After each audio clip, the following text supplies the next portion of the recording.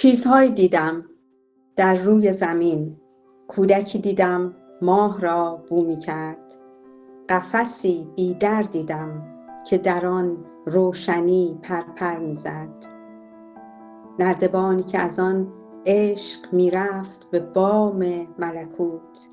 من زنی را دیدم نور در هاون می کوبید. شنبه 23 شهریور 1402 سوار قطاری میخوایم بشیم که تخم نیلوفر و آواز قناری داره با خودش میبره.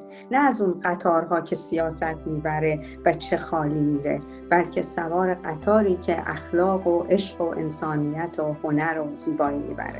شهر به شهر و کشور به کشور و قاره به قاره بریم برای دیدن زنی که نور در هاون کوچک زندگی خودش میکوبه. تا اونجایی که من یادمه شما سالک مسافرید، کسی که جهان رو مینورده، زندگی رو مینورده و کوله پشتی از معنا و معرفت بر دوش. مریم ندیمی هستم و حدوداً 40 سالمه. 17 ساله که از ایران به کانادا رفتم برای گرفتن فوق لیسانس و دکترام در رشته بیولوژی، زیست شناسی و ژنتیک و داشت من وسایل تذهیب دیگه کامل رو میزم بود و این باعث شد که دیگه کارم نکنم. در حقیقت یه مدت البته من بچه کوچیک هم داشتم، خب مشغول بچه داری هم بودم، یه سری کلاسای تربیتی برای کودکان همزمان داشتم، مشغله اون رو هم داشتم و تذهیب باشم. اون تاریخچه ژنتیکی در وجود من فریاد میزد که کجاست اون فرهنگت، کجاست که من در اونجا نسل‌های گذشته سیر کرده، نسل‌های گذشته تلاش کرده یه فرهنگ برای تو برمقام بیاره و تو الان اونجا نیستی. من این رو به صورت ناخودآگاه فهمیدم و الان به صورت خودآگاه میبینم که همه افرادی که همه ایرانیانی که خارج از کشورن، فرض بکنید در کانادا بارون زیاد میاد، ولی زمانی که بارون میاد و بوی خاک بلند میشه که خیلی به ندرته، همه میگن بوی ایران میاد، در صورتی که خب بوی نم بارونه. چرا نمیگن بوی نم بارون میاد؟ میگن بوی ایران میاد. من فکر میکنم اون فرهنگ هموژنی که ما داشتیم و باعث افتخارمون بوده الان به یک فرهنگ هتروژن کامل تبدیل شده، یعنی یه فرهنگ ناسازگار، متناقض، متکثر. دقیقاً. تو کانادا هم هر موقع که مصاحبه‌ای هست یا توضیحی میخوام در مورد این هنر بدم، حتما سعی میکنم این رو بگم که ما در جامعه امروز خیلی شتاب زده هستیم و این اصلا متناسب نیست، مطابق نیست با فطرت ما. خیلی کمک میکنه که ما یه ترمز بکشیم، بگیم به قولی دنیا صبر کن یه دقیقه، من میخوام یه کار هنری انجام بدم، میخوام قدر لحظاتمو بدونم، میخوام مزمزه بکنم این نفسی که داره میاد و میره، این دستی که میتونه تکون بخوره، این چشمی که میتونه ببینه و من میتونم یه کار ظریف انجام بدم، از رنگ‌ها به نحو حسن استفاده ترکیبشون بکنم، نقوش انتزاعی از طبیعت بکشم، اینها رو همشون رو با شکیبایی انجام بدم و لذت ببرم، یه جوری به یک خلسه یادم میره. من همیشه باز میگم که تذهیب برای من انگار در حقیقت پرواز به یه باغ ناشناخته است، به یه باغ اسرارآمیزی که مخصوص خود منه. یعنی من دارم یک باغی رو نقش میزنم که اون باغ مال منه، باغ مریم ندیمیه و من دارم با شکیبایی اینو طراحی میکنم و لذت میبرم از این پرواز. کاش که بتونیم آدمای دیگر هم دعوت کنیم به این بهشت خصوصی و بگیم ای کسانی که هرگز نمیدونستین تذهیب چیه، با تذهیب میشه یک بهشتی به موازات این جهان نازیبا و ناپایدار درست کرد. من چنین کردم، شما هم انجام بتونیم این که شما میفرمایید سبک زندگیمون رو به هنرمون نزدیک بکنیم و این پراکندگیه، این پراکنده روزیه، به قول سعدی ما دوچار نفرین پراکنده روزی شدیم. روزمون پراکنده است، فکرمون پراکنده است، وقتمون پراکنده است. بیایم اینا رو همسو کنیم، سازگار کنیم، غذایی که میخوریم هنری باشه، لباسی که میپوشیم و همه اینها اون وقت به اون آرامشی که شما گفتین آدما یه احساس بهتری به خودشون پیدا میکنن و ما ذائقه‌مون خراب شده، یه جورایی فاسد شده. من به این دلیله که میگم که بر اساس سلیقه‌ای که داره بیاد به نوعی حتی شده به چیزای ریز توی زندگیش کم کم این هنر ایرانی رو وارد بکنه، به خاطر اینکه این سلیقه بیاد، این ذائقه، این چشیدنه بیاد کم کم اتفاق بیفته. من بیام بچشم که یه طرح ایرانی چطور حتی میتونه مدرن بشه.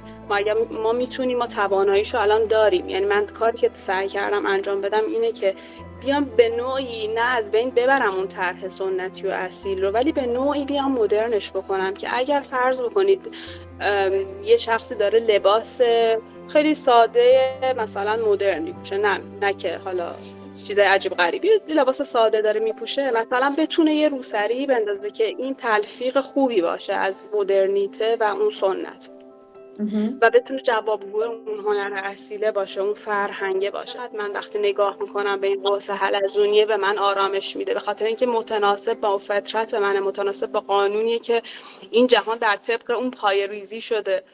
پرسیدم اگر بخوایم روایتی برای زندگی شما و داستانهای شما انتخاب کنیم چی هست؟ شما گفتید زنی که بین قاره ها پل میکشد و این کشیدن هم به معنای کشیدن هست هم به معنای ساختن هست. دیگه هم پل زدی، بین علم و هنر هم پل زدی، در واقع بین علم ژنتیک و جزئیاتی که اونجا هست و جزئیاتی که در تذهیب هست و هنر ایرانی هست و از طرف بین ایران، فرهنگ ایرانی و فرهنگ کشورهای غربی و الان هم فرهنگ کشورهای حاشیه خلیج فارس در واقع دارید پل میزنید و این پل زدن خیلی قشنگه که هر جا که هستی یک ایرانی هستی، در این حال تلاش میکنی که انبساطی از خودت و نوری از خودت به دیگران هم بتابونی و از اون بهشت مخفی و خصوصی که داری دیگران رو بی‌نصیب نگذاری. تلاش میکنم که این حالا به قولی برندی که دارم میزنم،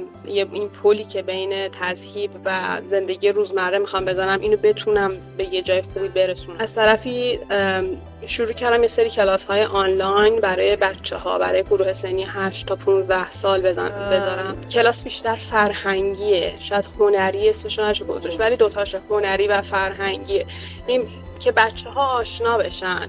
وقتی بچه تو سن 10 سالگی مثلا در مورد این هنر چیزی بشنوه، خب در طول عمرش دیگه اون موتیف‌ها رو که می‌بینه، این مثل نقاط مشترک اینطوری لینک میده به هم دیگه، ارتباط‌ها رو پیدا میکنه با هم دیگه. این به نظرم خیلی کمکش میکنه در بزرگسالی. دارم تلاش میکنم که یه سری کلاس‌های اینطوری داشته باشم با بچه‌ها، چون همیشه حسرت می‌خوردم از این که من چرا ایران نیستم، چون دوست داشتم تو ایران همیشه کلاس داشته باشم. خیلی دوره‌های روانشناسی، دوره‌های تربیت معلم و اینا رفته بودم که آماده باشم اومدم ایران بتونم تدریس شروع کنم. یک زن نور و ناری داره برای پایداری ایران و کودکان در ایران پایدار تلاش میکنه، چرا که درختی که قرار بعدها به ما میوه بده امروز باید دانش کاشت. کسی که دغدغه‌منده چه رویایی برای ایران داره؟ رویای ملی شما چیه؟ و ایرانی که شما دوست دارید باشه چه شکلیه، چه جوریه، چه حس و حالی داره اون ایران؟ دوست دارم اون ایران شما رو بشنوم و تجسم کنم. یه چیزی که خیلی به صورت مشترک من از ایرانی‌های مختلف همیشه میشنوم و حالا در موردش صحبت‌ها زیاده، این که همه ایرانیان به گذشته‌شون افتخار میکنن. همه، از هر اعتقادی، هر قبیله‌ای، از هر چیزی به گذشته ایران افتخار میکنیم و پشتبندش میگیم حالا چی؟ حالا که چی؟ حالا که اصلا خیلی فاصله داریم با اون فرهنگه، با اون هنره، چرا افتخار میکنیم بهش وقتی اینقدر فاصله داریم؟ رویای من اینه که این فاصله کم بشه. رویای من اینه که، یعنی من فکر میکنم اگر این فاصله کم بشه با فرهنگ اصیلمون، با هنرمون، با ادبیاتمون، فاصله کم بشه، من فکر میکنم خیلی از مشکلات ایران حل میشه. مردممون خیلی شادابتر، خیلی سلامتر خواهند بود. ساختار شهریمون متاسفانه اگر بهتر بشه که بعید میدونم، ولی اگر تر بشه، یا هر کسی از خودش اگه میخواد خونه‌ای بسازه حداقل خودش سعی بکنه اون خونه رو یه مقداری متناسب تر بسازه با اون فرهنگ اصیلمون، یا خونه‌ای به قول شما میچینه متناسب تر بچینه، لباسی که میپوشه متناسب تر باشه با اون. خب کم کم این فرهنگ دوباره رشد پیدا میکنه، کم کم این میراث از حالت مردگی در میاد و به حالت میراث زنده تبدیل میشه. من واقعا آرزو دارم که این میراث برای ما زنده تر بشه. بسیار زیبا. امیدتون ایرانی موزونتر و متناسبتر و زیباتره و این زیبایی و این تناسب رو هم معتقدید که میشه تکه تکه و آرام آرام از خودمون شروع بکنیم تا به تناسب بزرگتری برسه. خواهران شادی و آزادی، از این سوی جیهون خواهران یکدیگریم و جستجوگران شادی و آزادی. گریزان از تعذیر گزمه‌های تازیانه در داب محتسبان مست و مغرور. از تنبیه طالبان تا مجازات مفتشان قرنها را پیموده ایم. ما دیگر از دره‌های مخوف به ترس و بنشین بالا آمده ایم. اکنون از هر طرف که بروید به ما میرسید، زیرا که ما همان زندگی هستیم. در پایان درود میفرستم به همه زنانی که زندگی رو پاس میدارن و هر جا که هستن در شبان تاریک نور میکارن و نور درو میکنن و نور میپاشند و نور مینوشند و نور میپوشند.